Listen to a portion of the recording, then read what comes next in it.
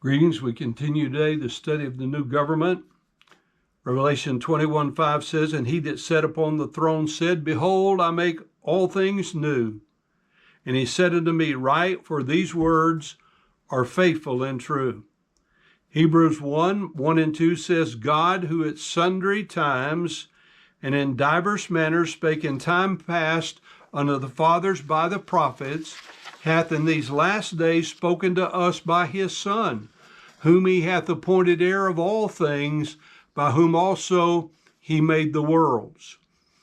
God is still on the throne and is now bringing about all the new things which he has previously promised. Verse 6 of Revelation 21, he said unto me, It is done. I am Alpha and Omega, the beginning and the end. I will give unto him that is athirst of the fountain of the water of life freely. The faithful and true sayings of Revelation 21:5 are now said to have been completed. Actually, the King James Version says it is done. This is a perfect, active, indicative, third person plural. They have become. And the idea is, in the perfect tense, they remain because they have become. We should make a connection between the words of Jesus on the cross and this phrase here. There he said, "It is finished." The price for redemption had been paid. Here the payment of all things which Jesus purchased is now said to have been inherited. And we should not overlook the reference to the personal free gift out of the fountain of the water of life. Verse 7 says, "He that overcometh shall inherit all things, and I will be his God, and he shall be my son." There seems to be no doubt left by scriptural decree that there will be degrees of rewards which will continue to have consequence throughout eternity. Those whom God declares to be overcomers enjoy added privileges and benefits, while others who lack meriting this commendation have certain privileges withheld from them, even though they are saved.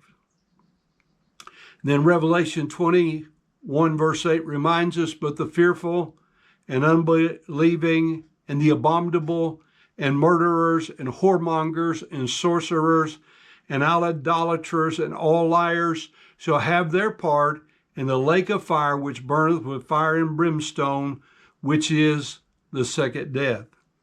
Now, after the reminder of the unbeliever's fate from Revelation chapter 20, we will proceed to the presentation of the bride. The implicit and explicit facts about the unfaithful saved who are not included in the bride also follow as we conclude Revelation chapter 21 and 22. You and I are not yet prepared for the eternal age. This is a biblical fact. Flesh and blood cannot inherit the kingdom of God. Even after death or resurrection and change and rapture, when we receive our eternal spiritual bodies, we will still require 1,000 years of learning righteousness to be prepared for this eternal kingdom. As long as we fail to do what the boss says, we're not prepared. As long as we do what the boss says not to do, we are not prepared. I encourage you to read Romans chapter 8, verses 1 through 22 in this regard. It teaches about how we live this life as born-again people, concluding the study of Romans 6, 7, and 8, under which Paul discusses the life of sanctification between the point of salvation and the point of glorification.